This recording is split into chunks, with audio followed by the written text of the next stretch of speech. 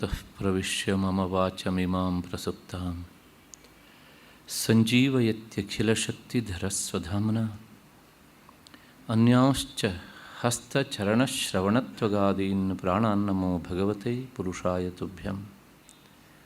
या वर्णपदवाक्यार्थगद्यपद्यस्वरूपिणी वाचि नर्तयतु क्षिप्रं मेधां देवी सरस्वती। सर्ववेदान्तसिद्धान्तगोचरं तमगोचरं गोविन्दं परमानन्दं सद्गुरुं प्रणतोऽस्म्यहं। श्रुतिस्मृतिपुराणानाम् आलयं करुणालयं नमामि भगवत्पादं शङ्करं लोकशङ्करं। हरलीलावताराय शङ्कराय वरौजसे कैवल्यकलनाकल्पतरवे गुरवे नमः। सदात्मध्याननिरतं विषयेभ्यः पराङ्मुखं नौमि शास्त्रेषु निष्णातं ಚಂದ್ರಶೇಖರಭಾರತೀಂ. ನನ್ನ ವಿವೇಕ ಚೂಡಾಮಣಿಯ ಬಂಧುಗಳೇ, ಈ ಕಾರ್ಯಕ್ರಮದ ಪ್ರಾಯೋಜಕರಂತಹ ಶ್ರೀಯುತ ವೆಂಕಟೇಶ್ ಹಾಗೂ ಅವರ ಪರಿವಾರದವರೇ, ಎಲ್ಲ ಹಿರಿಯರೇ, ನನ್ನ ಮತ್ತು ನಿಮ್ಮೆಲ್ಲರ ಬುದ್ಧಿಯನ್ನು ಪ್ರಚೋದಿಸ್ತಾ ಇರುವಂತಹ ಆ ಮಹಾಚೈತನ್ಯಕ್ಕೆ ಅನಂತ ಪ್ರಣಾಮಗಳನ್ನು ಸಲ್ಲಿಸ್ತಾ ಇವತ್ತಿನ ಚಿಂತನೆಗೆ ಮುಂದಾಗ್ತಾ ಇದ್ದೇನೆ. ನಿನ್ನೆ ದಿವಸದ ಚಿಂತನೆಯಲ್ಲಿ ಶಿಷ್ಯ ಕೇಳಿದಂತಹ ಪ್ರಶ್ನೆಯ ಹಿನ್ನೆಲೆಯಲ್ಲಿ ಗುರುಗಳು ಅವನಿಗೆ ಪ್ರೇರಣೆ ಉಂಟಾಗಲಿ ಅಂಥೇಳಿ ಅವನನ್ನು ಸ್ವಲ್ಪ ಹೊಗಳಿಕೆಯ ಶಬ್ದದ ಮೂಲಕ ಇನ್ನೂ ಹೆಚ್ಚು ವೇದಾಂತದತ್ತ ಅವನನ್ನು ಅಭಿಮುಖನನ್ನಾಗಿ ಮಾಡ್ತಾ ಇದ್ದಾರೆ. ಆ ಪ್ರಕ್ರಿಯೆ ಹಿನ್ನೆಲೆಯಲ್ಲಿ ಅವನನ್ನು ಅದೇ ದಾರಿಯಲ್ಲಿ ಕರ್ಕೊಂಡು ಬಂದು ಕೊನೆಗೆ ಸಾಕಷ್ಟು ವಿಚಾರಗಳನ್ನು ಹೇಳಿದ್ದಾರೆ.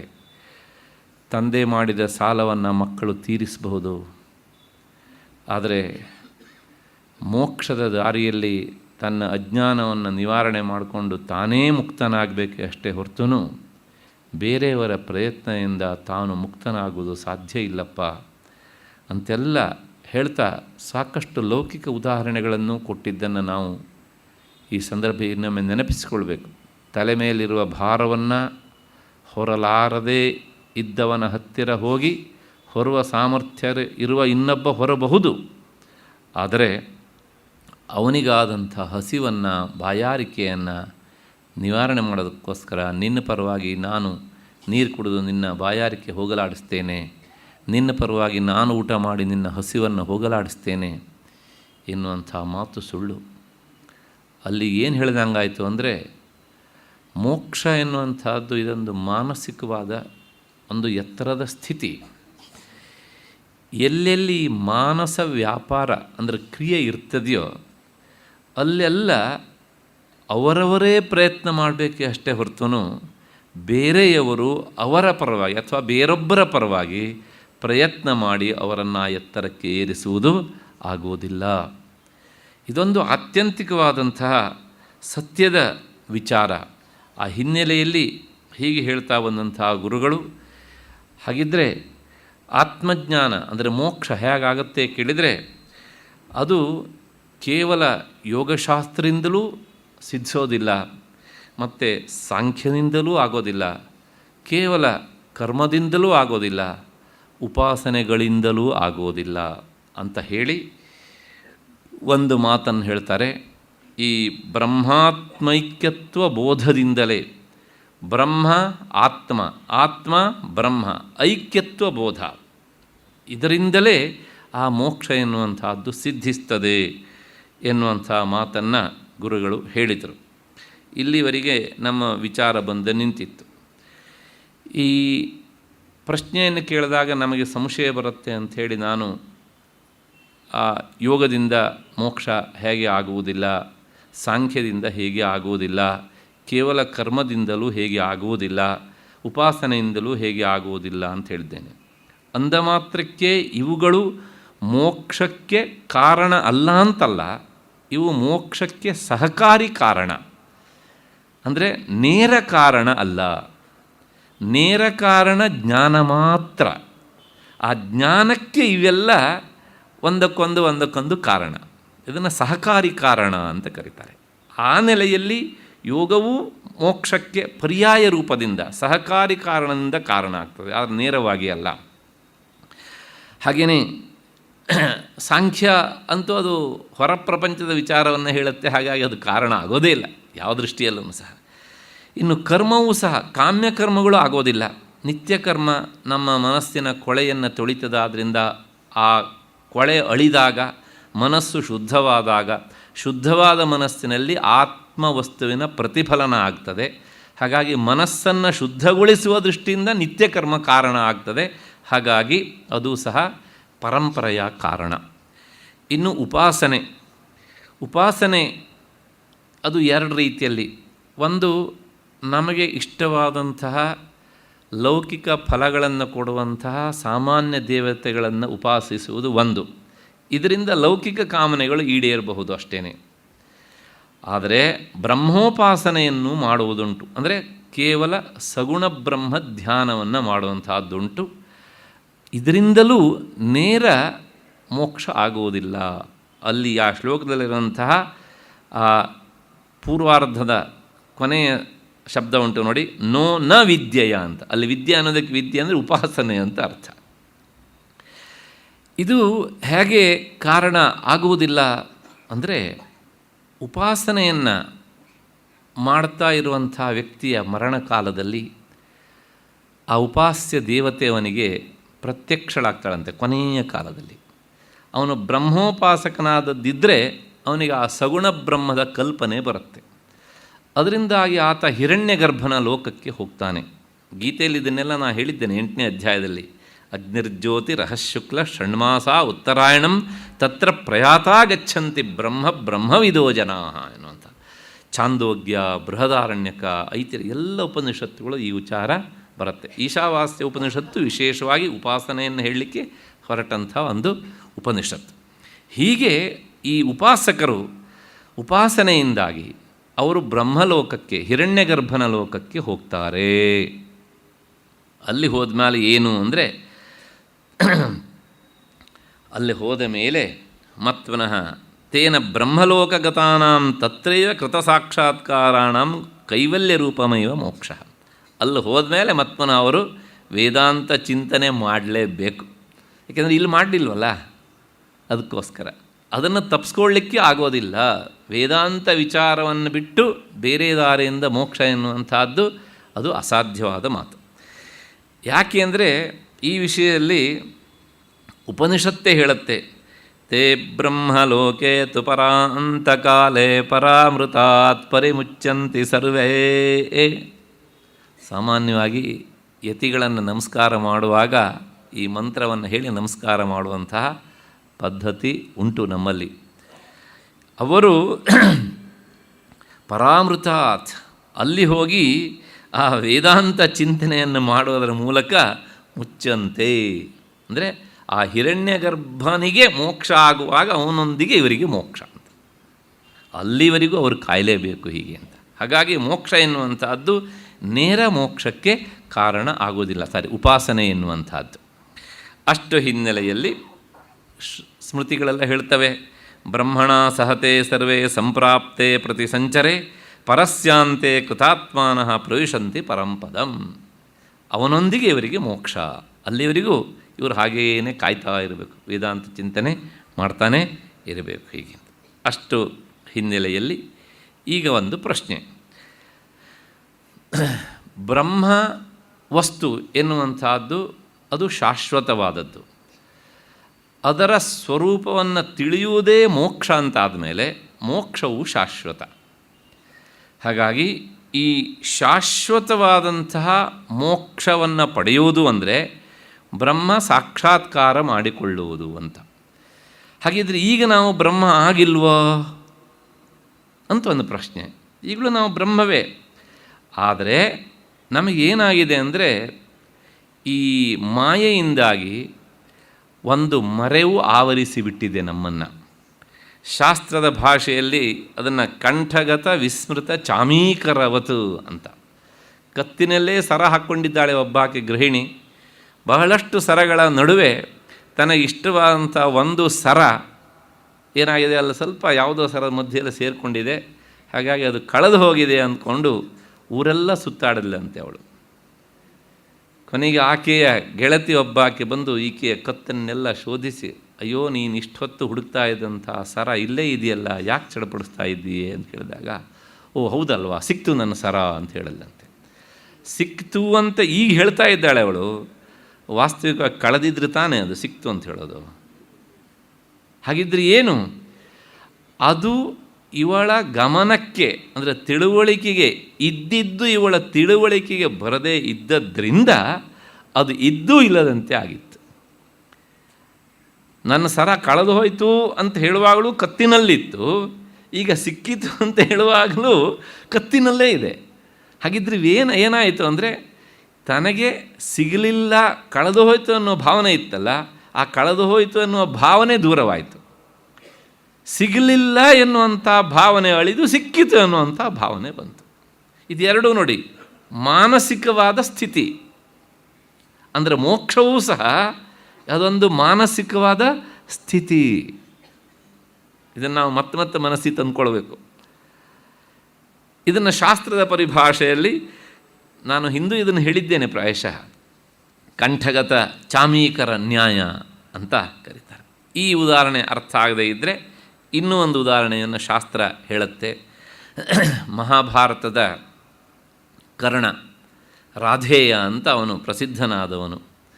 ಮಹಾಭಾರತ ಯುದ್ಧಕ್ಕಿಂತ ಪೂರ್ವದಲ್ಲಿ ಕೃಷ್ಣ ಏನಾದರೂ ಮಾಡಿ ಇವ್ರನ್ನೆಲ್ಲ ಬಗ್ಗು ಬಡಿಬೇಕು, ಯಾಕೆಂದರೆ ಅನ್ಯಾಯದ ದಾರಿಯನ್ನು ಹಿಡಿದಿದ್ದಾರೆ ಅಂತ. ಹಾಗಾಗಿ ಈ ಕರ್ಣ ಬದುಕಿರುವಾಗಲೇ ಅವನನ್ನು ಅರ್ಧ ಸರಿ ಮಾಡಬೇಕು ಅಂತ ಪ್ರಯತ್ನ ಪಟ್ಟ, ಆದರೆ ಅವನು ಜಗ್ಲಿಲ್ಲ. ಕೊನೆಗೆ ಇವಾಗ ಕುಂತಿಯನ್ನು ಕಳಿಸಿ ಅವನಿಗೆ ಸತ್ಯಸ್ಥಿತಿಯನ್ನು ತಿಳಿಸಿದಾಗ ಅವನು ಮನಸ್ಸು ಪಾಂಡವರ ಕಡೆಗೆ, ದೇಹ ಕೌರವರ ಕಡೆಗೆ ಆಗತ್ತೆ ಅಂತ. ಎಂಥ ದೂರದರ್ಶಿತ್ವ ಒಂದು. ಕುಂತಿಯನ್ನು ಕಳಿಸ್ತಾನೆ, ಈ ಸಂದರ್ಭದಲ್ಲಿ ಹೋಗಿ ನೀನು ಅವನಿಗೆ ಸತ್ಯವನ್ನು ತಿಳಿಸು. ಕುಂತಿ ಬಂದು ಹೇಳ್ತಾಳೆ, ನೀನು ರಾಧೇಯನಲ್ಲ, ನೀನು ಕೌಂತೇಯ ಅಂತ. ಆ ಮಾತನ್ನು ಕೇಳಿದಾಗ ಕರ್ಣನಿಗೆ ಏನು ಭಾವನೆ ಬರ್ತದೆ, ಓಹೋ ನಾನು ಕ್ಷತ್ರಿಯ, ನಾನು ಪಾಂಡವರಿಗೆ ಸಮನಾದವನು, ನಾನು ಕುಂತಿಯ ಪುತ್ರ. ಈಗ ಪ್ರಶ್ನೆ ಇಷ್ಟೇ, ಕುಂತಿ ಈ ಮಾತನ್ನು ಹೇಳುವುದಕ್ಕಿಂತ ಮೊದಲೂ ಸಹ ಅವನು ಕೌಂತೇಯ ಆಗಿದ್ದನೋ ಇಲ್ವೋ? ಆಗಿದ್ದ. ಹಾಗಿದ್ರೆ ಆಗಲಿಲ್ಲ ಎನ್ನುವಂಥ ಈ ಭ್ರಮೆ ಅವಳ ಮಾತಿನಿಂದ ನಿವಾರಣೆ ಆಯಿತು. ಅಷ್ಟೇ ಅಲ್ಲ, ಇಷ್ಟು ದಿವಸ ತಾನು ರಾಧೇಯ ಅಂದರೆ ಅಂಬಿಗನ ಮಗ ಎನ್ನುವಂಥ ಭಾವನೆ ಇತ್ತಲ್ಲ, ಅದು ಅಳಿಯಿತು. ಮೊದಲೇ ತಾನು ಏನಾಗಿದ್ನೋ ಆದದ್ದು ಗೊತ್ತಿರಲಿಲ್ವೋ, ಅದು ಗೊತ್ತಾದಾಗ ಮತ್ತೆ ಅಲ್ಲಿಯೇ ನೆಲೆ ನಿಂತ.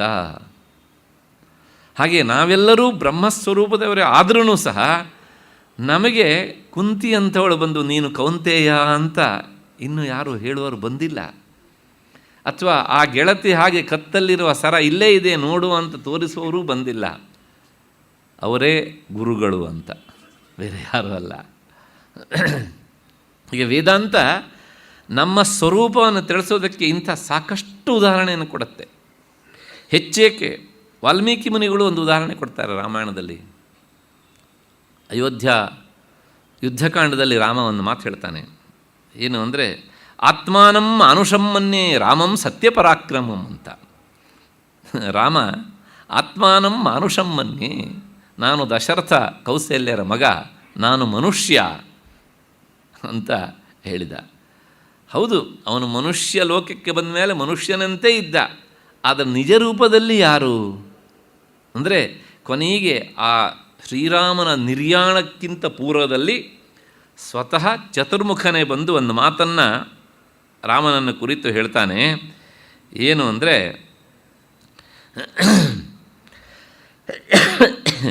ನೀನು ವಾಸ್ತವಿಕವಾಗಿ ದಶರಥನ ಮಗನಲ್ಲ. ಇದು ಕೇವಲ ಆರೋಪಿತವಾದ ಸಂಬಂಧ.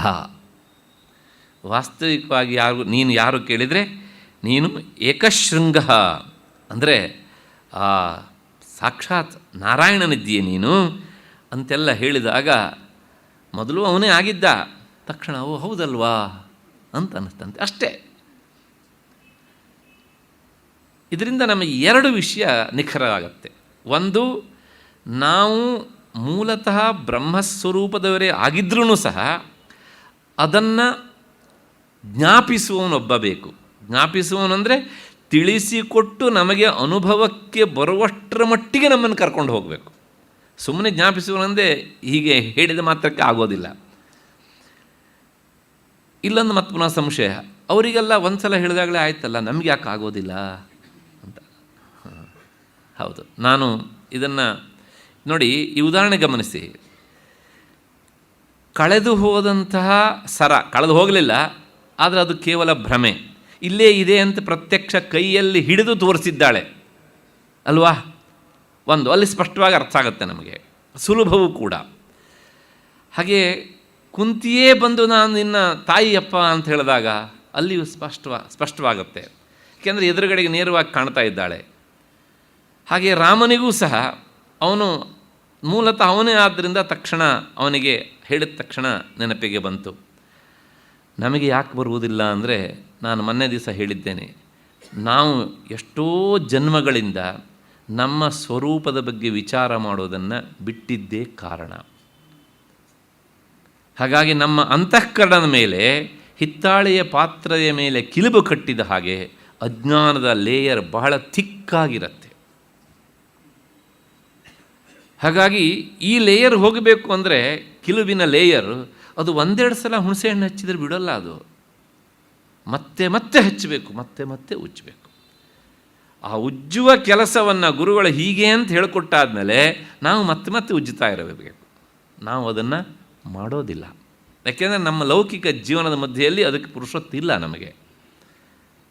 ಅಷ್ಟು ಹಿನ್ನೆಲೆಯಲ್ಲಿ ಕೇಳಿದ ತಕ್ಷಣಕ್ಕೆ ನಮಗೂ ಒಂದು ಸಲ ಕನಸುತ್ತೆ, ಕ್ಷಣಕಾಲ ವಿಚಾರ ಮಾಡಿ. ನಾವೆಲ್ಲರೂ ಸುಳ್ಳಾಗಿ ನಮ್ಮ ಹೆಸರನ್ನು ಹೇಳ್ತೇವಲ್ಲ, ಅಡ್ರೆಸ್ ಕೊಡ್ತೇವಲ್ಲ. ಡ್ರೆಸ್ ಸರಿಯಾಗಿದ್ದರೂ ನಮ್ಮ ಅಡ್ರೆಸ್ಸನ್ನು ಭಾಳ ಚೆನ್ನಾಗಿ ಕೊಡ್ತೇವೆ ನಾವು ಅಲ್ವಾ? ಅದರ ಗಾಢ ನಿದ್ರಾವಸ್ಥೆಯಲ್ಲಿ ನಾವು ಏನಾಗಿದ್ವಿ?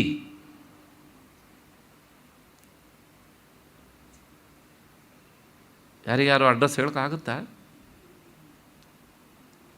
ನನ್ನ ಮನೆ ಗೊತ್ತಿಲ್ಲ, ನಾನು ಎಲ್ಲಿ ಮನಗಿದ್ದೇನೆ ಗೊತ್ತಿಲ್ಲ, ನಾನು ಹೆಣ್ಣೋ ಗಂಡೋ ಗೊತ್ತಿಲ್ಲ, ನನ್ನ ವಯಸ್ಸು ಗೊತ್ತಿಲ್ಲ, ನಾನು ಯಾವ ಆಫೀಸಲ್ಲಿ ಕೆಲಸ ಮಾಡ್ತೇನೆ ಅನ್ನೋದು ಗೊತ್ತಿಲ್ಲ, ನಾನು ಹೆಂಡತಿಯೋ ಗೊತ್ತಿಲ್ಲ, ಗಂಡನೋ ಗೊತ್ತಿಲ್ಲ, ಮಗನೋ ಗೊತ್ತಿಲ್ಲ, ಅಪ್ಪನೋ ಅನ್ನೋದು ಗೊತ್ತಿಲ್ಲ, ಯಾವುದೂ ಗೊತ್ತಿಲ್ಲ. ಆದರೂ ಸಹ ಒಂದು ಗೊತ್ತು, ಏನಂದರೆ ನಾನೊಂದು ಆನಂದ ಸ್ವರೂಪದಲ್ಲಿ ಇದ್ದೆ ಅಂತ. ಅದನ್ನು ಅನುಭವಿಸಿದನು ನಾನೊಬ್ಬನೇ, ಬೇರೆ ಯಾರೂ ಇರಲಿಲ್ಲ ಅನ್ನೋದು ಗೊತ್ತು. ಎಚ್ಚರ ಆದಮೇಲೆ ಅರಿವಿಗೆ ಬರ್ತದೆ. ಹೌದು ತಾನೇ?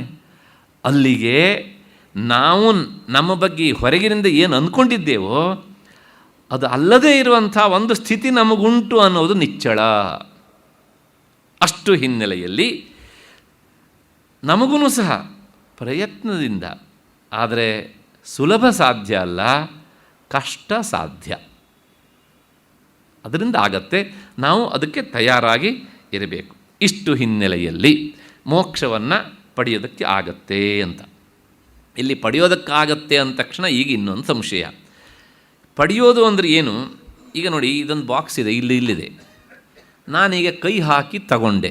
ಪಡೆಯೋದು ಮೊದಲು ಇರಲಿಲ್ಲ, ಕೈ ಹಾಕಿ ತಗೊಂಡಾಗ ನನಗೆ ಸಿಕ್ತು. ಇದನ್ನು ಪಡೆಯೋದು ಅಂತ ಹೇಳ್ತೀವಿ ನಾವು ಅಲ್ವಾ? ಹಾಗೆಯೇ ಬ್ರಹ್ಮಸ್ವರೂಪ ನಿತ್ಯವಾದದ್ದು ಅಂತ ಆದಮೇಲೆ, ಅದನ್ನು ತಿಳಿಯುವುದೇ ಮೋಕ್ಷ ಅಂತ ಆದಮೇಲೆ, ಮೋಕ್ಷವೂ ನಿತ್ಯ ಆಯ್ತಲ್ವಾ? ನಿತ್ಯವಾದದ್ದನ್ನು ಪಡೆಯೋದು ಅಂದರೆ ಹೇಗೆ ಅಂತ ಒಂದು ಪ್ರಶ್ನೆ. ಇದಕ್ಕೆ ಸಮಾಧಾನವನ್ನು ಈ ಶ್ಲೋಕದಲ್ಲಿ 4 ಉದಾಹರಣೆಯನ್ನು ಕೊಡೋದ್ರ ಮೂಲಕ ಸಮರ್ಥಿಸ್ತಾರೆ. ಕರ್ಮದಿಂದ ನಾವು ಒಂದನ್ನು ಪಡೆಯೋದಕ್ಕಾಗತ್ತೆ, ಇಲ್ಲದೇ ಇರುವುದನ್ನು. ಶಾಸ್ತ್ರದ ಪರಿಭಾಷೆಯಲ್ಲಿ ಅದನ್ನು ಉತ್ಪಾದ್ಯ, ಆಪ್ಯ ಮತ್ತು ಸಂಸ್ಕಾರ್ಯ, ವಿಕಾರ್ಯ ಅಂತ 4 ಪಾರಿಭಾಷಿಕ ಶಬ್ದಗಳನ್ನು ಹೆಸರಿಸಿ ತಿಳಿಸ್ತಾರೆ. ಉತ್ಪಾದ್ಯ ಅಂದರೆ ಏನು? ಈಗ ಕರ್ಮವನ್ನು ಮಾಡಿ ಒಬ್ಬಾತ ಸ್ವರ್ಗಕ್ಕೆ ಹೋಗ್ತಾನೆ. ಸ್ವರ್ಗಕ್ಕೆ ಹೋಗ್ತಾನೆ ಅಂದರೆ ಏನು? ಕರ್ಮವನ್ನು ಮಾಡಿ ಸ್ವರ್ಗ ಲೋಕದ ಸುಖವನ್ನು ಪಡಿತಾನೆ. ಅಂದರೆ ಸ್ವರ್ಗ ಎನ್ನುವಂಥದ್ದು ಕರ್ಮದಿಂದ ಉತ್ಪಾದ್ಯ.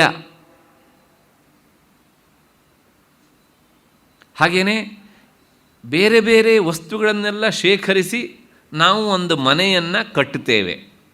ಈ ಎಲ್ಲ ವಸ್ತುಗಳಿಂದ ಮನೆ ಎನ್ನುವಂಥದ್ದು ಉತ್ಪಾದ್ಯ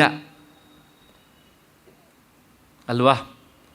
ಹಾಗೆ ಮೋಕ್ಷ ಉತ್ಪಾದ್ಯವೋ ಅಂದರೆ ಅದು ಇನ್ನೊಂದರಿಂದ ಉತ್ಪಾದ್ಯ ಅಲ್ಲ. ಯಾಕೆ ಅಲ್ಲ ಅಂತ ಕೇಳಿದರೆ, ಯಾವುದು ನಿತ್ಯವೋ ಅದನ್ನು ಉತ್ಪಾದಿಸುವುದಕ್ಕೆ ಆಗುವುದಿಲ್ಲ, ಯಾವುದು ಅನಿತ್ಯವೋ ಅದನ್ನು ಉತ್ಪಾದಿಸುವುದಕ್ಕೆ ಆಗ್ತದೆ. ಮೋಕ್ಷ ನಿತ್ಯವಾದ್ದರಿಂದ ಅದು ಕರ್ಮದಿಂದ ಉತ್ಪಾದನೆ ಆಗುವಂತಹದ್ದು ಅಲ್ಲ. ಹಾಗಾಗಿ ಅದು ಉತ್ಪಾದ್ಯ ಅಲ್ಲ. ಅಂದರೆ ಇನ್ನೊಂದರ್ಥ, ಕರ್ಮದಿಂದ ಪ್ರಾಪ್ತವಾಗುವಂತಹದ್ದು ಅಲ್ಲ ಮೋಕ್ಷ. ಇದು ಒಂದು ಉತ್ಪಾದ್ಯ. ನೆಕ್ಸ್ಟು ಆಪ್ಯ. ಆಪ್ಯ ಅಂದರೆ ಹೋಗಿ ಪಡೆಯುವಂಥದ್ದು. ಈಗ ನಾನು ಮೈಸೂರಿಗೆ ಹೋಗಬೇಕು ಅಂತ ಇಷ್ಟಪಡ್ತೇನೆ. ಬೆಂಗಳೂರಿನಿಂದ ಮೈಸೂರಿಗೆ ಹೋಗ್ತೇನೆ. ಬೆಂಗಳೂರನ್ನು ಬಿಟ್ಟು ಮೈಸೂರನ್ನು ಹೋಗಿ ನಾನು ಪಡಿತೇನೆ. ಆದ್ದರಿಂದ ಮೈಸೂರು ನನಗೆ ಆಪ್ಯ. ಆಪ್ಯ ಅಂದರೆ ಪಡೆಯೋದಕ್ಕೆ ಯೋಗ್ಯವಾದದ್ದು. ಹಾಗೆಯೇ ಮೈಸೂರಿನಲ್ಲಿರುವಂಥ ಒಬ್ಬ ಬೆಂಗಳೂರಿಗೆ ಬಂದರೆ ಬೆಂಗಳೂರು ಅವನಿಗೆ ಆಪ್ಯ, ಅಂದರೆ ಹೋಗಿ ಪಡೆಯುವಂತಹದ್ದು ಅಂತ. ಹೀಗೆ ಹೇಳೋಣವಾ ಅಂದರೆ ಇದೂ ಸಹ ಆಗೋದಿಲ್ಲ. ಯಾಕೆ ಅಂತಂದರೆ, ಹೀಗೆ ಹೇಳಿದರೆ ಮೋಕ್ಷ ಎನ್ನುವಂಥದ್ದು ಇಲ್ಲಿಲ್ಲ, ಅದು ಇನ್ನೊಂದು ಕಡೆ ಎಲ್ಲೋ ಉಂಟು, ನಾವು ಅಲ್ಲಿಗೆ ಪ್ರಯಾಣ ಮಾಡಿ ಹೋಗಿ ತಗೊಳ್ಬೇಕು ಅಂತಾಯಿತು. ಅಲ್ಲಿಗೆ ಮೋಕ್ಷ ಏನಾಯಿತು ಅಂದರೆ ಅಲ್ಲಿದ್ದವರಿಗೆ ಮಾತ್ರ ಸಿಗತ್ತೆ, ಬೇರೆಯವರಿಗೆ ಅಲ್ಲ ಅಂತ ಹೇಳಿದ್ರಿಂದ ಮೋಕ್ಷ ಎನ್ನುವುದು ಇಟ್ ಈಸ್ ಎ ಲಿಮಿಟೆಡ್ ಅಂತಾಯಿತು. ಈ ಲಿಮಿಟೆಡ್ ಅಂದ ತಕ್ಷಣ ಮೋಕ್ಷದಿಂದ ಸಿಗುವಂಥ ಸುಖವೂ ಸಹ ಲಿಮಿಟೆಡ್. ಈ ಲಿಮಿಟೆಡ್ ಸುಖ ನಮಗೆ ದಿನವೂ ಸಿಗತ್ತೆ ಇಲ್ಲೇ. ನಮಗೆ ಇದು ಬೇಡ, ನಮಗೆ ಅನ್ಲಿಮಿಟೆಡ್ ಆದ ಸುಖ ಬೇಕು. ಹಾಗಾಗಿ ಈ ಲಿಮಿಟೆಡ್ ಆದಂತಹದ್ದು ಮೋಕ್ಷ ಅಂತಾದರೆ ನಮಗೆ ಅಂಥ ಮೋಕ್ಷ ಕಟ್ಕೊಂಡು ಏನಾಗಬೇಕಾಗಿದೆ? ಅದಕ್ಕೋಸ್ಕರ ಶಾಸ್ತ್ರ ಹೇಳುತ್ತೆ, ಮೋಕ್ಷ ಎನ್ನುವಂಥದ್ದು ಅದು ಆಪ್ಯವೂ ಅಲ್ಲ, ಅಂದರೆ ಇನ್ನೊಂದು ಕಡೆಗೆ ಹೋಗಿ ಪಡೆಯುವಂಥದ್ದು ಅಲ್ಲ. ಕರ್ಮದಿಂದ ಇದಾಗತ್ತೆ, ಲೌಕಿಕ ಜೀವನದಲ್ಲಿ ಇದಾಗತ್ತೆ. ನೆಕ್ಸ್ಟ್ ಇನ್ನು ಸಂಸ್ಕಾರ್ಯ. ಸಂಸ್ಕಾರ್ಯ ಅಂದರೆ ಸಂಸ್ಕಾರ ಅಂದರೆ ಏನು ಅಂತ ಒಂದು ಪ್ರಶ್ನೆ. ನಮ್ಮಲ್ಲಿ ಹೇಳ್ತಾರಲ್ಲ, ಸಂಸ್ಕಾರ ಇಲ್ಲದಿರೋ ಜನ ಕಣ್ರಿ ಹೀಗೆ ಅಂತ. ಏನೇನೆಲ್ಲ ಏನು ಸಂಸ್ಕಾರ ಅಂದರೆ ಏನು? ಶಾಸ್ತ್ರದ ಪರಿಭಾಷೆಯಲ್ಲಿ ಹೇಳಬೇಕು ಅಂದರೆ, ದೋಷ ಅಪನಯನ ಪೂರ್ವಕ ಗುಣ ಆಧಾನವೇ ಸಂಸ್ಕಾರ. ವಸ್ತುವಿನಲ್ಲಿರುವಂತಹ ದೋಷವನ್ನು ತೆಗೆಯೋದು ಮತ್ತು ಅಲ್ಲಿ ಗುಣವನ್ನು ಸೇರಿಸೋದು, ಅದಕ್ಕೆ ಏನಂತ ಹೆಸರು? ಸಂಸ್ಕಾರ. ಆ ಸಂಸ್ಕಾರ ಉಳ್ಳದ್ದೇ ಸಂಸ್ಕಾರ್ಯ ಅಂತ. ಹೇಗೆ ಅಂದರೆ, ಒಬ್ಬಾತ ಕೂಲಿಕಾರ ಇದ್ದಾನೆ, ಹಗಲೆಲ್ಲ ದುಡಿದಿದ್ದಾನೆ, ಮಣ್ಣು ಹೊತ್ತಿದ್ದಾನೆ, ಮೈ ಮೇಲೆಲ್ಲ ಮಣ್ಣು ಬಿದ್ದು ಕೊಳೆ ಆಗಿದೆ. ಈಗ ಆತ ಹೋಗಿ ಸ್ನಾನ ಮಾಡ್ತಾನೆ. ಸ್ನಾನ ಮಾಡಿದಾಗ ಮೈಗೆ ಅಂಟಿದ ಮಣ್ಣು ಎನ್ನುವಂತಹ ಕೊಳೆ ನಿವಾರಣೆ ಆಯಿತು. ಅದು ದೋಷ ಅಪನಯನ. ಅದಾದಮೇಲೆ ಅವನ ದೇಹ ಶುಚಿ ಆಯಿತು. ಸಾಲದು ಅಂದರೆ ಅವನಿಗೂ ಯಾರೋ ಸ್ವಲ್ಪ ಪೌಡ್ರ್ ಕೊಟ್ಟರು, ಮೈಗೆಲ್ಲ ಹಾಕ್ಕೊಂಡ, ಸ್ವಲ್ಪ ಘಮ್ ಅಂತ ವಾಸನೆ ಬರ್ತಾಯಿದೆ. ಇದು ಗುಣ ಆಧಾನ. ಹಾಗಾಗಿ ಸಂಸ್ಕಾರ ಇವಾಗ ಅವನಿಗೆ ಒಂಥರ ಖುಷಿ, ಹಾಂ ಪರವಾಗಿಲ್ಲಪ್ಪ. ಹಾಗಾಗಿ ಹೀಗೆ ಆಗುವ ಕ್ರಿಯೆ ಉಂಟಲ್ಲ, ಇದು ಸಂಸ್ಕಾರ. ದೋಷ ನಿವಾರಣೆ ಆಗಬೇಕು, ಗುಣ ಅಲ್ಲಿ ಬಂದು ಸೇರಬೇಕು. ಇದನ್ನು ನಾವು ಎಲ್ಲ ಕಡೆಗೂ ನೋಡ್ತೇವೆ. ದಿನವೂ ನಾವು ಸ್ನಾನ ಮಾಡ್ತೇವಲ್ಲ, ಇದು ದೇಹಕ್ಕಾಗುವ ಸಂಸ್ಕಾರ. 24 ಗಂಟೆಯ ಕೊಳೆ ಹೋಯಿತು, ಫ್ರೆಶ್ನೆಸ್ ಬಂತು, ಅದೇ ಗುಣ ಅಷ್ಟೇ. ಇನ್ನು ಸ್ವಲ್ಪ ಅದಾದಮೇಲೆ ಧ್ಯಾನ ಎಲ್ಲ ಮಾಡಿದರೆ ಇನ್ನೂ ಜಾಸ್ತಿ ಗುಣಾಧಾನ. ಹೀಗೆ ದೋಷ ಅಪನಯನ, ಗುಣಾಧಾನ ಎಲ್ಲದರಲ್ಲೂ ಆಗುತ್ತೆ ಇದು. ಉದಾಹರಣೆಗೆ ನಾವೇನೋ ಈಗ ಒಂದು ಬಾಳೆ ಕೊನೆ ತರ್ತೇವೆ, ಅದು ನಿಧಾನವಾಗಿ ಹಣ್ಣಾಗತ್ತೆ 15-20 ದಿವಸಕ್ಕೆ. ಅಲ್ಲಿವರೆಗೆ ಕಾಯೋ ತನಕ ನಮಗೆ ಪುರುಷತ್ತಿಲ್ಲ. ತಕ್ಷಣ ಒಂದು ಪಾತ್ರೆಯಲ್ಲಿ ಹಾಕಿ ಅದನ್ನು ಮುಚ್ಚಿಟ್ಟು ಒಳಗಡೆಯಿಂದ ಉದುಬತ್ತಿ ಹಚ್ಚಿಬಿಡ್ತೇವೆ ನಾವು ಅದಕ್ಕೆ. ಆಗೇನಾಗುತ್ತೆ ಕೇಳಿದರೆ ವಿತಿನ್ 3 days ರೆಡಿ ಆಗಿಬಿಡುತ್ತೆ. ಅದು ವಾಡೆ ಹಾಕೋದು ಅಂತ ಹೇಳ್ತಾರಲ್ಲ, ಅದೇನೇ. ಅದರ ಕಾಯಿತನ ಎನ್ನುವಂಥ ದೋಷ ನಿವಾರಣೆ ಆಯಿತು, ಪಕ್ವತೆ ಎನ್ನುವಂಥ ಗುಣ ಆಧಾನ ಆಯಿತು. ಅದು ಸಂಸ್ಕಾರ.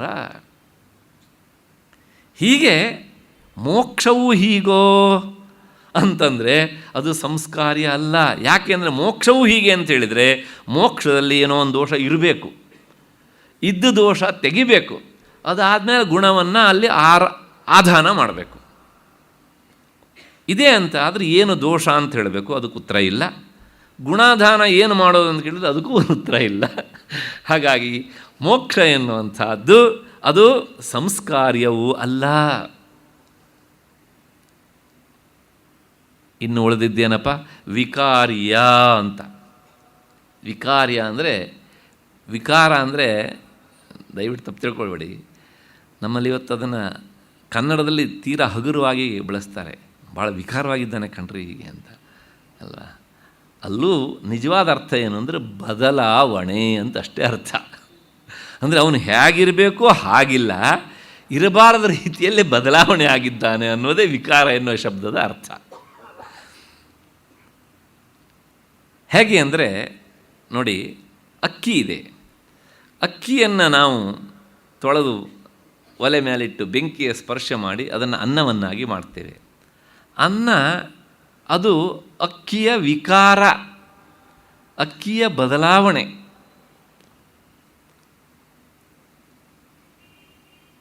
ಹಾಗೆ ಮಣ್ಣನ್ನು ನಾವು ಮಡಿಕೆಯನ್ನಾಗಿ ಮಾಡ್ತೇವೆ. ಆ ಮಡಿಕೆ ಎನ್ನುವುದು ಮಣ್ಣಿನ ವಿಕಾರ. ಇಲ್ಲಿ ಒಂದು ಗಮನಿಸಬೇಕು ನಾವು, ಎಲ್ಲೆಲ್ಲಿ ವಿಕಾರ ಉಂಟಾಗುತ್ತೋ ಅಲ್ಲೆಲ್ಲ ಬೇರೆ ಅದರ ಒಂದು ಸಂಬಂಧ ಉಂಟಾಗುತ್ತೆ. ಅಕ್ಕಿ ಅನ್ನ ಆಗುವಾಗ ಬೆಂಕಿಯ ಸಂಬಂಧ ಅಲ್ವಾ, ಹಾಗೆಯೇ ಮಣ್ಣು ಮಡಿಕೆ ಆಗುವಾಗ ಕುಂಬಾರನ ಸಂಬಂಧ ಎಲ್ಲ ಉಂಟಾಗುತ್ತೆ. ಆದರೆ ಮೋಕ್ಷ ಆಗುವಾಗ ಬೇರೆ ಯಾರಾದರೂ ಬಂದು ಬದಲಾವಣೆ ಮಾಡ್ತಾರೋ? ನೋ. ಹಾಗಾಗಿ ಮೋಕ್ಷ ಎನ್ನುವಂಥದ್ದು ವಿಕಾರ್ಯವೂ ಅಲ್ಲ. ಅಲ್ಲಿಗೆ ಮೋಕ್ಷ. ಯಾಕೆಂದರೆ ಈ ವಿಕಾರ್ಯ ಅಂದ ತಕ್ಷಣ ಮತ್ತೊಂದು ಪ್ರಶ್ನೆ ಇಷ್ಟೇ, ಮೋಕ್ಷ ಮೊದಲೇ ಆಗಿತ್ತು ಈಗೇನಾಯಿತು ಅಂತೆಲ್ಲ ಪ್ರಶ್ನೆ ಬರುತ್ತೆ. ಅದಕ್ಕೆ ಯಾವುದಕ್ಕೂ ಉತ್ತರ ಇಲ್ಲ. ಉಪನಿಷತ್ ಒಂದೇ ಮಾತು ಹೇಳುತ್ತೆ, ಅದು ಶಾಶ್ವತ ಆದದ್ರಿಂದ ಅದರಲ್ಲಿ ಯಾವುದೇ ವಿಕಾರ ಇಲ್ಲವೇ ಇಲ್ಲ. ಹಾಗಾಗಿ ಈ ಮೋಕ್ಷ ಎನ್ನುವಂಥದ್ದು ಅದು ಉತ್ಪಾದ್ಯ ಅಲ್ಲ, ಆಪ್ಯ ಅಲ್ಲ, ಸಂಸ್ಕಾರ್ಯ ಅಲ್ಲ, ವಿಕಾರ್ಯವೂ ಅಲ್ಲ. ಯಾಕೆ ಅಲ್ಲ ಅನ್ನೋದಕ್ಕೆ, ಅದು ನಿತ್ಯವಾದ್ದರಿಂದ ಉತ್ಪಾದ್ಯ ಅಲ್ಲ, ಮತ್ತು ಅದು ಆತ್ಮಸ್ವರೂಪವೇ ಆದ್ದರಿಂದ ನಮ್ಮನ್ನು ಬಿಟ್ಟು ಬೇರೆ ಇಲ್ಲದೆ ಇರೋದರಿಂದ ಹೋಗಿ ಪಡೆಯೋದು ಎನ್ನುವಂಥ ಆಪ್ಯತ್ವವೂ ಇಲ್ಲ. ಮತ್ತು ಅಷ್ಟೇ ಅಲ್ಲ, ಯಾವುದು ನಿತ್ಯ ಶುದ್ಧವಾಗಿ ಇದೆಯೋ ಅದಕ್ಕೆ ಸಂಸ್ಕಾರದ ಅವಶ್ಯಕತೆಯೂ ಇಲ್ಲ. ಕವಿಗೆ ಒಂದು ಮಾತು ಹೇಳ್ತಾನೆ, ಇದು ಲೌಕಿಕವಾದಂಥ ವಿಚಾರ ಮತ್ತು ವೇದಾಂತ ವಿಚಾರ. ಸ್ವಭಾವ ಸುಂದರಂ ವಸ್ತು ನ ಸಂಸ್ಕಾರಂ ಅಪೇಕ್ಷತೆ ಅಂತ. ಯಾವುದು ಸಹಜವಾಗಿಯೇ ಸುಂದರವಾಗಿರುತ್ತೋ ಅದಕ್ಕೆ ಯಾವುದೇ ಅಲಂಕಾರದ ಸಂಸ್ಕಾರದ ಅವಶ್ಯಕತೆ ಇಲ್ಲ ಅಂತ. ಇಲ್ಲೆಲ್ಲ ಒಂದು ಕಠೋರವಾದ ಸತ್ಯ ಉಂಟು, ಅಪ್ರಿಯವಾದದ್ದು. ನಾವು ಕನ್ನಡಿ ಮುಂದೆ ಹೆಚ್ಚು ಹೊತ್ತು ನಿಂತ್ಕೊಂಡ್ರೆ ನಾವು ಸ್ವಭಾವ ಸುಂದರವಾಗಿ ಇಲ್ಲ ಅಂತ ಅರ್ಥ. ನಾವು ಸಹಜ ಸುಂದರರಾಗಿದ್ದರೆ ಕನ್ನಡಿ ಅವಶ್ಯಕತೆ ಇಲ್ಲ. ಯಾಕೆ? ಸ್ವಭಾವ ಸುಂದರಂ ವಸ್ತು, ಸಹಜವಾಗಿ ಯಾವುದು ಸುಂದರವಾಗಿರುತ್ತೋ ಅದಕ್ಕೆ ಹೊರಗಿನ ಸಂಸ್ಕಾರದ ಅವಶ್ಯಕತೆ ಇಲ್ಲ. ಅಲ್ಲಿಗೆ ನಾವು ಕನ್ನಡಿ ಮುಂದೆ ನಿಂತು ನಮಗೆ ಅಲಂಕಾರ ಮಾಡಿಕೊಂಡಿದ್ದಂದರೆ ನಮಗೊಂದು ಅತೃಪ್ತಿ ಉಂಟು. ನಾನು ಹೇಗಿರಬೇಕು ಅಂತ ಅಂದ್ಕೊಂಡಿದ್ನೋ, ನಾನು ಹಾಗಿಲ್ಲ. ಅಲ್ಲಿಗೆ ಈ ಕೊರತೆ ಇದ್ದಲ್ಲಿ ಸಂಸ್ಕಾರದ ಅವಶ್ಯಕತೆ. ಆತ್ಮವಸ್ತುವಿನಲ್ಲಿ ಯಾವ ಕೊರತೆಯೂ ಇಲ್ಲ, ಮೋಕ್ಷದ ಕೊರತೆಯೂ ಇಲ್ಲ. ಹಾಗಾಗಿ ಸಂಸ್ಕಾರದ ಅವಶ್ಯಕತೆ ಇಲ್ಲ. ಅದು ಇನ್ನು ವಿಕಾರ್ಯ, ಅದು ನಿರ್ವಿಕಾರ. ಆದ್ದರಿಂದ ಯಾವುದೇ ಬದಲಾವಣೆ ಇಲ್ಲ. ಎಲ್ಲಿ ಬದಲಾವಣೆ ಆಗುತ್ತೆ? ಯಾವ ವಸ್ತು ಸಾವಯವ ಪದಾರ್ಥ ಆಗಿರುತ್ತೋ ಅಲ್ಲಿ ಬದಲಾವಣೆ ಆಗುತ್ತೆ. ಬ್ರಹ್ಮ ವಸ್ತು ನಿರವಯವ, ಆದ್ದರಿಂದ ಅಲ್ಲಿ ಬದಲಾವಣೆ ಆಗುವುದಿಲ್ಲ. ಅಷ್ಟು ಹಿನ್ನೆಲೆಯಲ್ಲಿ 58ನೇ ಶ್ಲೋಕದ ಉತ್ತರಾರ್ಧ, ಬ್ರಹ್ಮಾತ್ಮೈಕತ್ವಬೋಧೇನ ಮೋಕ್ಷ ಸಿದ್ಧ್ಯತಿ ನ ಅನ್ಯಥಾ. ಈ ಉತ್ತರಾರ್ಧಕ್ಕೆ ಇಲ್ಲಿಗೆ ಒಂದು ಸ್ಥೂಲವಾದಂಥ ಅರ್ಥ ಆಯಿತು ಅಂತ ಅಂದ್ಕೊಳ್ಳೋಣ. ಆದ್ರೂ ಸಹ ಶಿಷ್ಯನಿಗೊಂದು ಸಂಶಯ, ಏನಾದರೂ ಆಗಿಬಿಡುತ್ತಾನೋ ಹೀಗೆ ಅಂತ. ಆ ಸಂಶಯಕ್ಕೆ ಪರಿಹಾರವನ್ನು 59ನೇ ಶ್ಲೋಕದಲ್ಲಿ ತಿಳಿಸ್ತಾರೆ. ವೀಣಾಯಾಃ ರೂಪಸೌಂದರ್ಯಂ ತಂತ್ರೀ ವಾದನ ಸೌಷ್ಠವಂ ಪ್ರಜಾರಂಜನ ಮಾತ್ರಂ ತತ್ ನ ಸಾಮ್ರಾಜ್ಯಾಯ ಕಲ್ಪತೆ. ಈ ಮೋಕ್ಷ ಎನ್ನುವಂಥದ್ದು ಬ್ರಹ್ಮಾತ್ಮೈಕತ್ವ ಬುದ್ಧಿಯಿಂದಲೇ ಸಿದ್ಧಿಸುತ್ತೆ ಅಷ್ಟೇ ಹೊರತನು ಇನ್ನು ಯಾವುದರಿಂದಲೂ ಸಿದ್ಧಿಸೋದಿಲ್ಲ ಎನ್ನುವಂಥ. ಅಂದರೆ ಆತ್ಮಜ್ಞಾನದಿಂದಲೇ ಮೋಕ್ಷ, ಅದನ್ನು ಬಿಟ್ಟು ಬೇರೆ ಇನ್ಯಾವುದೇ ಉಪಾಯದಿಂದ ಮೋಕ್ಷ ಸಿದ್ಧಿಸೋದಿಲ್ಲ ಅನ್ನೋದು ತೀರ್ಮಾನ. ಆದರೆ ಶಿಷ್ಯನಿಗೆ ಇನ್ಯಾವುದರಿಂದಲಾರು ಸಿದ್ಧಿಸಿಯತೋ ಅಂತ ಒಂದು ಸಂಶಯ. ಸಿದ್ಧಿಸಿ ಬಿಟ್ಟರೆ ನಾನು ಅದನ್ನೇ ಹಿಡಿಯಬಹುದಲ್ಲ, ಆ ದಾರಿಯಲ್ಲಿ ಹೋಗ್ಬೋದಲ್ಲ ಅಂತ. ಅದಕ್ಕೆ ಗುರುಗಳು ಇನ್ನೊಂದು ಉದಾಹರಣೆಯನ್ನು ಕೊಡ್ತಾರೆ. ಏನು ಅಂದರೆ, ಒಬ್ಬ ವೈಣಿಕ ಇದ್ದಾನೆ. ವೈಣಿಕ ಅಂದರೆ ವೀಣೆಯನ್ನು ನುಡಿಸುವವನು. ಸಂಗೀತಗಾರರು ಹೇಳ್ತಾರೆ ನುಡಿಸೋದು ಅಂತಲೇ ಶಬ್ದ ಹೇಳಬೇಕಂತೆ, ಬಾರಿಸೋದು ಅಂತಲ್ಲ. ಮೃದಂಗ ಬಾರಿಸೋದು, ಹಾಗೆ ಕೊಳಲು ಊದೋದು ಅಲ್ಲ ಕೊಳಲು ನುಡಿಸೋದು, ಹೀಗೆ ಹೇಳಬೇಕಂತ. ಯಾಕೆಂದರೆ ಆ ರಾಗ ಬರಬೇಕಲ್ಲ. ಹೀಗೆ ಒಬ್ಬ ವೈಣಿಕ ಇದ್ದಾನೆ. ಅವನು ಅತ್ಯಂತ ಆ ಕೌಶಲ್ಯವನ್ನು ಸಂಪಾದಿಸಿದ್ದಾನೆ. ಮತ್ತು ವೀಣೆಯು ತುಂಬ ಚೆನ್ನಾಗಿದೆ. ಬಾರಿಸಿದಾಗ ಪ್ರಜೆಗಳ ರಂಜನೆ ಆಗತ್ತೆ. ಇಷ್ಟು ಮಾತ್ರದಿಂದ ಅವನಿಗೆ ಸಾಮ್ರಾಜ್ಯ ಸಿಗತ್ತೋ ಅಂತ ಪ್ರಶ್ನೆ. ಇಷ್ಟು ಶ್ಲೋಕದ ಶಬ್ದಶಃ ಅರ್ಥ. ಈಗ ನೋಡೋಣ. ವೀಣಾಯಾಃ ರೂಪಸೌಂದರ್ಯಂ. ಸಾಮಾನ್ಯವಾಗಿ ಈ ಸಂಗೀತದ ಇನ್ಸ್ಟ್ರುಮೆಂಟ್ಗಳಲ್ಲೆಲ್ಲ ಸುಂದರವಾದಂಥ ಒಂದು ವಸ್ತು ವೀಣೆ.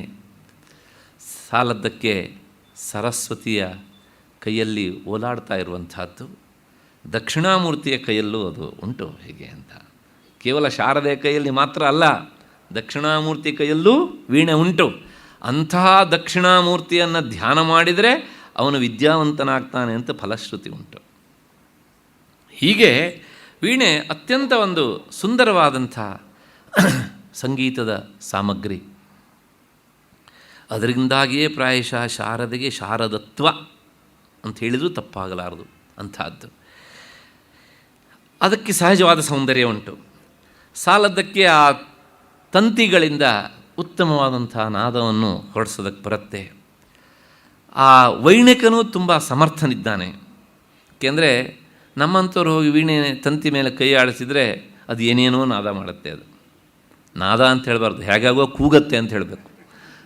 ಆದರೆ ಅವರು ಕೈ ಆಡಿಸಿದ ತಕ್ಷಣ ಅವನಿಗೆ ಬೇಕಾದ ನಾದವನ್ನೇ ಕೊಡುತ್ತೆ. ಅದು ಸಂಗೀತ ಬಲ್ಲವರಿಗೆ ಗೊತ್ತು. ಹೀಗೆ ಇದರಿಂದ ಏನಾಗುತ್ತೆ ಅಂದರೆ ಪ್ರಜಾರಂಜನೆ ಆಗತ್ತೆ. ಸಂಗೀತಗಾರನ್ನು ಹೊಗಳ್ಬೋದು, ಎಷ್ಟು ಚೆನ್ನಾಗಿ ನುಡಿಸ್ತಾನೆ ಹೀಗೆ ಅಂತ, ವೀಣೆ ಎಷ್ಟು ಚೆನ್ನಾಗಿದೆ ಅಂತ ಹೊಗಳ್ಬೋದು.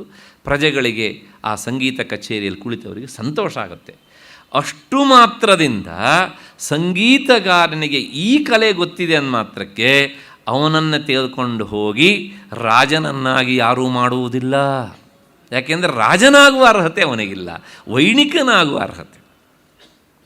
ಅಲ್ಲಿಗೇನು ಹೇಳಿದಾಗಾಯಿತು, ಒಂದು ಕ್ಷೇತ್ರದಲ್ಲಿ ಅರ್ಹತೆ ಇದ್ದ ಮಾತ್ರಕ್ಕೆ ಇನ್ನೊಂದು ಕ್ಷೇತ್ರದಲ್ಲಿ ಅವನ ಅರ್ಹ ಆಗುವುದಕ್ಕೆ ಸಾಧ್ಯತೆ ಕಡಿಮೆ ಇಲ್ಲ. ಹಾಗಾಗಿ ಹಾಗಾಗುವಂತಿದ್ದರೆ ಸಂಗೀತಗಾರರೆಲ್ಲರೂ ಸಹ ಮಹಾರಾಜರಾಗಬೇಕಿತ್ತು, ಅಥವಾ ಶಾಸ್ತ್ರ ಓದ್ದವರೆಲ್ಲರೂ ಮಹಾರಾಜರಾಗಬೇಕಿತ್ತು. ಇಲ್ಲ, ಇದರಿಂದ ಏನಾಗುತ್ತೆ?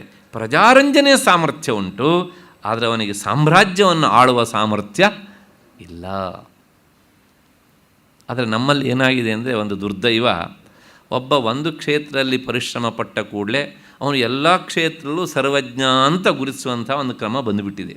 ಹಾಗಾಗಿ ದಿನವೂ ನಾವು ಪತ್ರಿಕೆಗಳಲ್ಲಿ ನೋಡ್ತೇವೆ ನೋಡಿ, ಒಬ್ಬೊಬ್ಬರು ಹುಚ್ಚುಚ್ಚಾಗಿ ಸ್ಟೇಟ್ಮೆಂಟ್ ಕೊಡೋದು ನೋಡಿದರೆ ಈ ಸರ್ವಜ್ಞರು ಅಂತ ಕರೆಸ್ಕೊಂಡಂಥ ಮೂರ್ಖರೇ ಆಗಿರ್ತಾರೆ ಅಂತ ಗೊತ್ತಾಗುತ್ತೆ.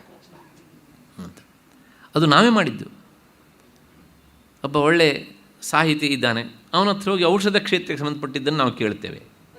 ಒಬ್ಬ ಒಳ್ಳೆಯ ವೈದ್ಯ ಇರ್ತಾನೆ, ಅವನ ಹತ್ರ ಹೋಗಿ ಸಾಹಿತ್ಯಕ್ಕೆ ಸಂಬಂಧಪಟ್ಟು ಚರ್ಚೆ ಮಾಡೋದು. ಏನಾಗುತ್ತೆ? ಒಬ್ಬ ಒಳ್ಳೆ ಲಾಯರ್ ಇದ್ದಾನೆ, ಅವನ ಹತ್ರ ಸಂಗೀತಕ್ಕೆ ಸಂಬಂಧಪಟ್ಟ ಹಾಗೆ, ಸಂಗೀತ ಸಂಘಕ್ಕೆ ಅವನೇ ಅಧ್ಯಕ್ಷ ಬೇಕಿದ್ರೆ. ಮತ್ತು ಒಬ್ಬ ಒಳ್ಳೆ ಸಂಗೀತಗಾರನಿದ್ದಾನೆ, ಅವನೊಂದು ಸ್ವಲ್ಪ ಆರ್ಗ್ಯುಮೆಂಟ್ ಮಾಡಿರಿ ಅಂತ ಕರೆಯೋದು ಅವನನ್ನು. ವಾಟ್ ಈಸ್ ದ ಯೂಸ್ ಅಲ್ವಾ? ಹಾಗಾಗಿ ವೈಣಿಕನಾದವನು ಪ್ರಜಾರಂಜನೆ ಮಾಡ್ಬೋದು ಅಷ್ಟೇ ಹೊರತು ಸಾಮ್ರಾಜ್ಯವನ್ನು ಆತ ಅಳಲಾರ. ಹಾಗೆಯೇ ಆತ್ಮಜ್ಞಾನವನ್ನು ಪಡೆದವನು ಮಾತ್ರ ಮುಕ್ತನಾಗಬಲ್ಲನೆ ಅಷ್ಟೇ ಹೊರತನು ಬೇರೆ ಕ್ಷೇತ್ರದ ಪಾಂಡಿತ್ಯದಿಂದ ಪರಿಣತಿಯಿಂದಾಗಿ ಮುಕ್ತನಾಗಲಾರ ಎನ್ನುವುದು ಈ ಮಾತಿನ ತಾತ್ಪರ್ಯ. ಸಂಗೀತಗಾರರ ನಿಂದನೆ ಅಲ್ಲ, ದಯವಿಟ್ಟು ತಪ್ಪು ತಿಳ್ಕೊಳ್ಬೇಡಿ. ಈಗ ಶಿಷ್ಯ ಒಂದು ಪ್ರಶ್ನೆ ಕೇಳ್ತಾನೆ, ಅಲ್ಲ ನಿಮ್ಮ ಈ ಉದಾಹರಣೆ ಅಷ್ಟು ಸರಿ ಇಲ್ವೇನೋ ಅಂತ ನನಗನ್ನಿಸುತ್ತೆ ಅಂದ. ಏನು ಅಂದರೆ ನೋಡಿ, ವೈಣಿಕನ ವೀಣಾನಾದದಿಂದ ಆಗುವ ಸಂತೋಷ ಕ್ಷಣಕಾಲದಿಂದ ಆಗುತ್ತೆ, ಕ್ಷಣಕಾಲ ಮಾತ್ರ ಇರುತ್ತೆ ಅಲ್ವಾ? ಆದರೆ ಒಬ್ಬ ವಿದ್ವಾಂಸ ವ್ಯಾಖ್ಯಾನ ಮಾಡಿದಾಗ, ಮುಂದಿನ ಶ್ಲೋಕದಲ್ಲಿ ಬರುತ್ತೆ ಆ ಮಾತು, ವ್ಯಾಖ್ಯಾನ ಮಾಡಿದಾಗ, ಆ ವ್ಯಾಖ್ಯಾನ ಕೇಳಿದಾಗ ಎಷ್ಟೋ ಹೊತ್ತು ಅದು ನಿಲ್ಲತ್ತೆ ವಿಚಾರ. ಹಾಗಾಗಿ ಒಬ್ಬ ವೈಣಿಕನಿಗೂ ಒಬ್ಬ ಶಾಸ್ತ್ರ ವ್ಯಾಖ್ಯಾನ ಮಾಡುವಂಥ ಪಂಡಿತನಿಗೂ ತುಲನೆ ಮಾಡೋದಕ್ಕಾಗತ್ತಾ? ಆಗುವುದಿಲ್ಲ ಎನ್ನುವಂಥದ್ದು ಶಿಷ್ಯನ ಪ್ರಶ್ನೆ. ಗುರುಳ ಸಮಾಧಾನ ಹೇಳ್ತಾರೆ, ಅದಕ್ಕಿಂತ ಇದು ಹೆಚ್ಚು ದೀರ್ಘಕಾಲಸ್ಥಾಯಿ ಆಗಿರಬಹುದು. ಆದರೆ ಒಬ್ಬ ಶಾಸ್ತ್ರ ವ್ಯಾಖ್ಯಾನ ವಿವರಣೆ ಕೊಡುವಂಥ ವ್ಯಾಖ್ಯಾನ ಮಾಡೋ ಪಂಡಿತನಿಗೂ ಸಹ ಕೇವಲ ಶಾಸ್ತ್ರಾಧ್ಯಯನದಿಂದ ಮೋಕ್ಷ ಆಗುವುದಿಲ್ಲ.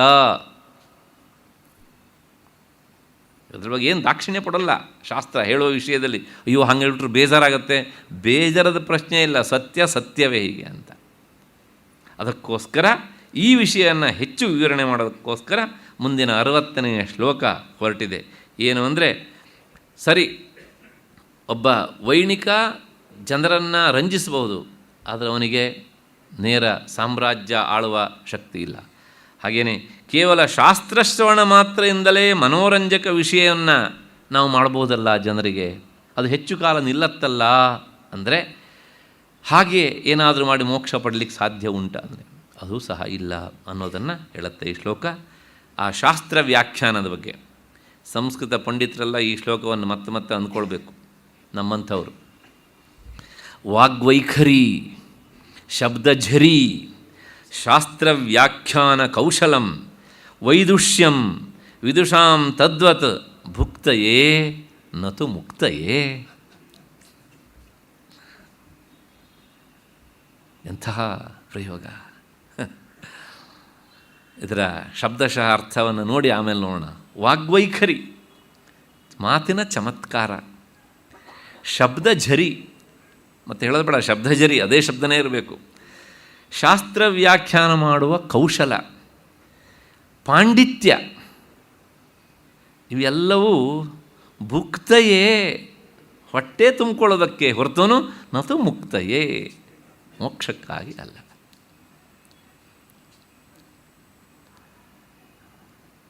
ಪ್ರಾಂಜಲ ಮನಸ್ಸಿನಿಂದ ಒಪ್ಪಿಕೊಳ್ಬೇಕು ಜ್ಞಾನಿಗಳ ಮಾತು, ಒಬ್ಬ ವ್ಯಕ್ತಿಗೆ ಹೇಳಿದ್ದಲ್ಲ ಅಲ್ವಾ? ಸತ್ಯ ಯಾವಾಗಲೂ ಅದು ಅಪ್ರಿಯ, ಅದರ ಸತ್ಯ ನೋಡಿ. ಏನು ಹಾಗಿದ್ರೆ ವಾಗ್ವೈಖರಿ ಎಲ್ಲ ಆ ವ್ಯಾಖ್ಯಾನದ ಸ್ಟೈಲ್ಗಳು ಒಂದು ಬರ್ತದೆ. ಮತ್ತು ವಾಗ್ವೈಖರಿ ಅಂದರೆ ಅತ್ಯಂತ ಸರಳವಾದಂತಹ ಪದಗಳನ್ನು ಉಪಯೋಗಿಸಿ ಅರ್ಥ ಮಾಡಿಸುವ ಶಕ್ತಿ. That is called ವಾಗ್ವೈಖರಿ.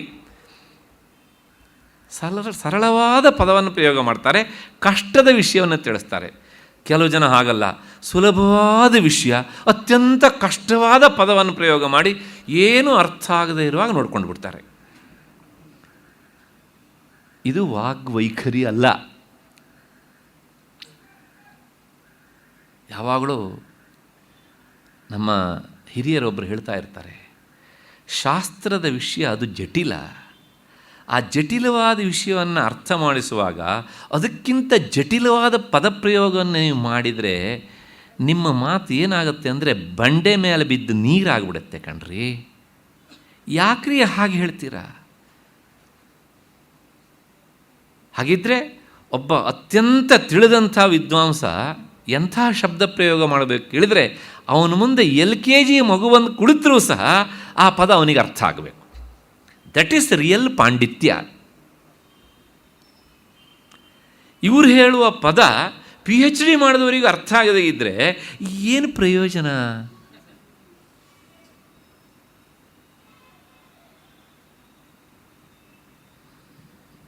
ನಮ್ಮ ಹಿರಿಯ ವಿದ್ವಾಂಸರು ದಿವಂಗತ ಮಹೋಮಹೋಪಾಧ್ಯಾಯ ರಂಗನಾಥ್ ಶರ್ಮರು ನಮ್ಮ ಕರ್ನಾಟಕ ರಾಜ್ಯದ ಒಬ್ಬ ಪ್ರಸಿದ್ಧ ವಿದ್ವಾಂಸನ ಬಗ್ಗೆ ಒಂದು ಮಾತು ಹೇಳಿದರು. ಏನು ಅಂದರೆ, ಅದು ಏನು ಪದ ಪ್ರಯೋಗವೋ, ಯಾರ ಸಮಾಧಾನಕ್ಕೋ, ಯಾತಕ್ಕೋ ಅಂತ ಇಷ್ಟೇ ಹೇಳಿದ್ದವರು. ಅಂದರೆ ಆ ಭಾಷೆಯ ಬಗ್ಗೆ ಅಷ್ಟು ಅತೃಪ್ತಿಯನ್ನು ಒಂದೇ ಸಲ ವ್ಯಕ್ತಪಡಿಸಿಬಿಟ್ರು.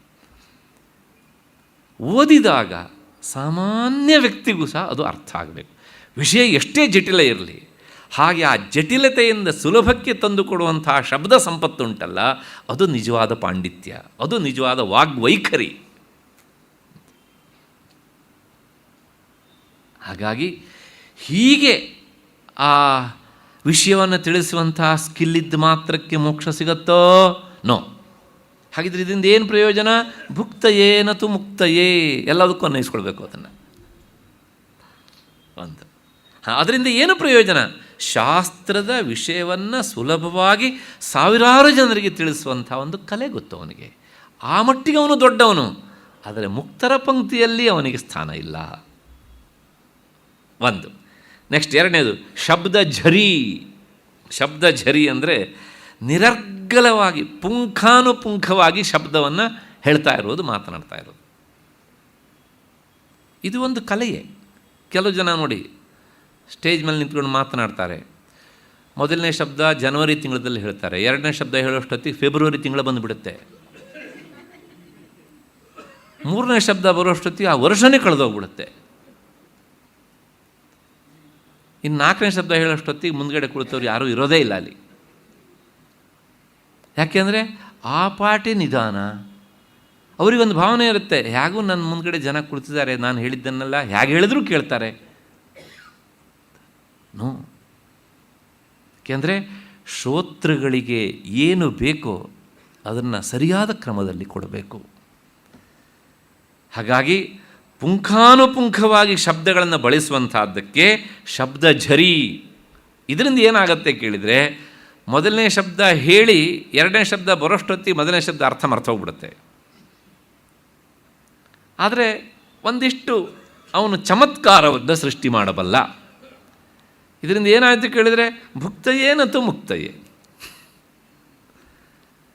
ಆಯಿತು. ಮೂರನೇದು ಶಾಸ್ತ್ರ ವ್ಯಾಖ್ಯಾನ ಕೌಶಲಂ.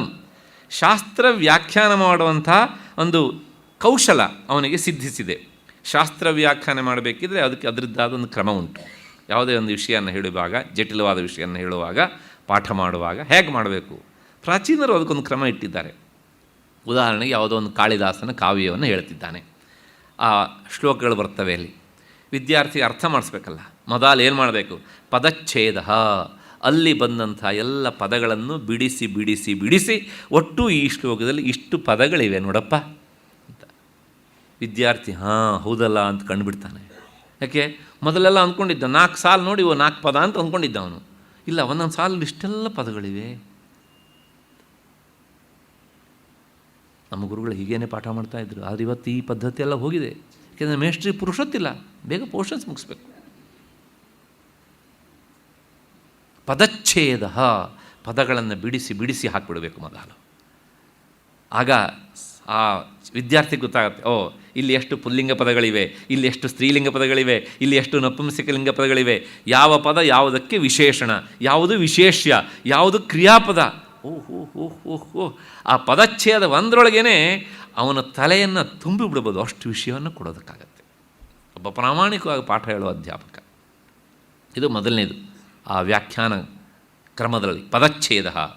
ಎರಡನೇದು ಪದಾರ್ಥೋಕ್ತಿ, ಪ್ರತಿಯೊಂದು ಶಬ್ದದ ಅರ್ಥವನ್ನು ಹೇಳುವಂಥದ್ದು.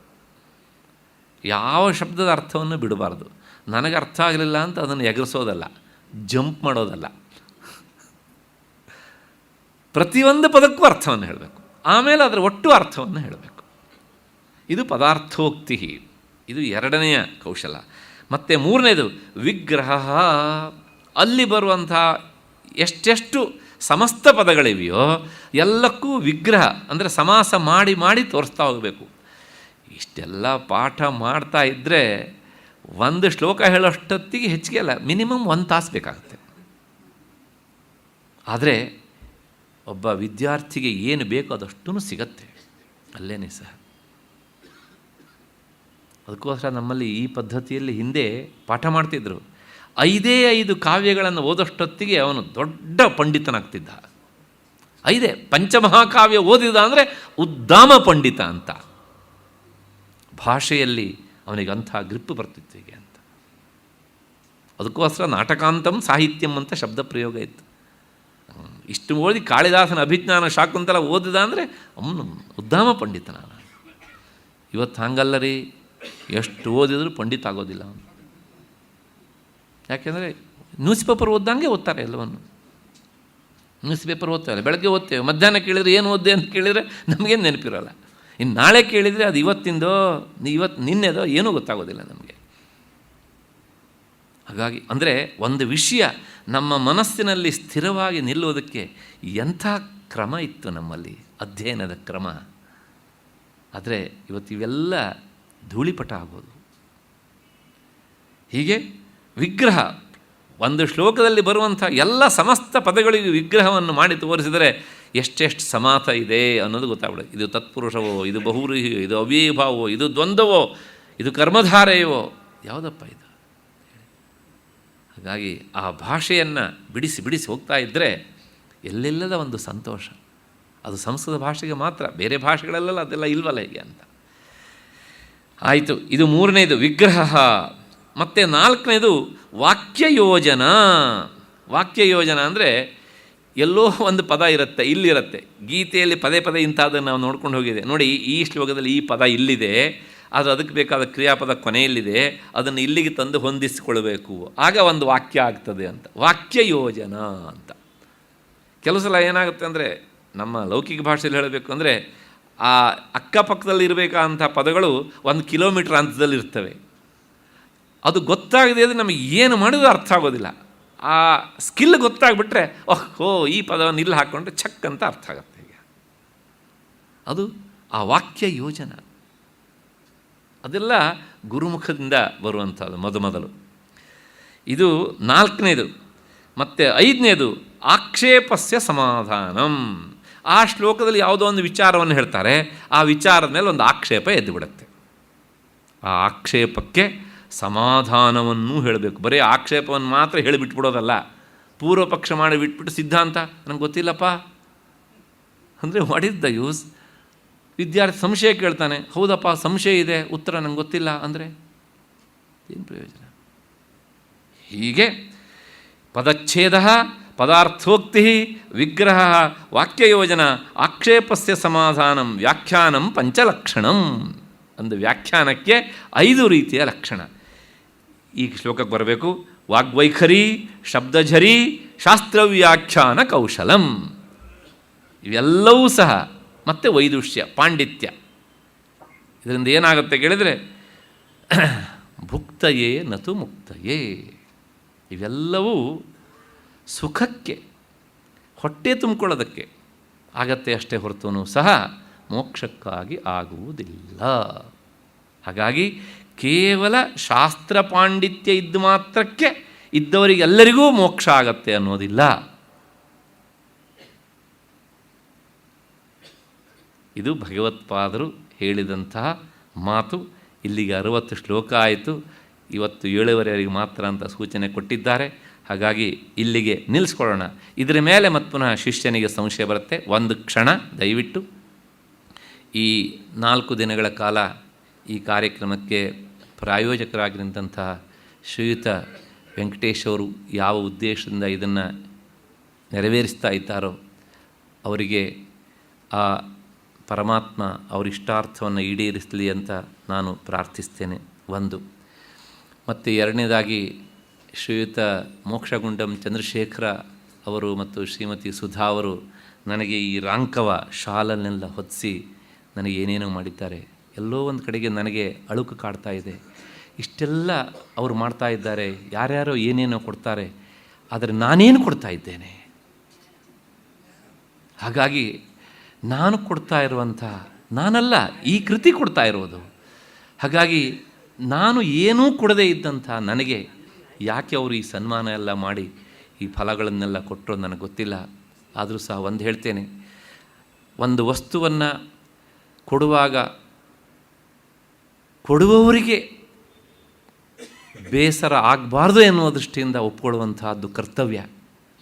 ಆ ಹಿನ್ನೆಲೆಯಲ್ಲಿ ಅದನ್ನು ನಾನು ಒಪ್ಕೊಂಡಿದ್ದೇನೆ.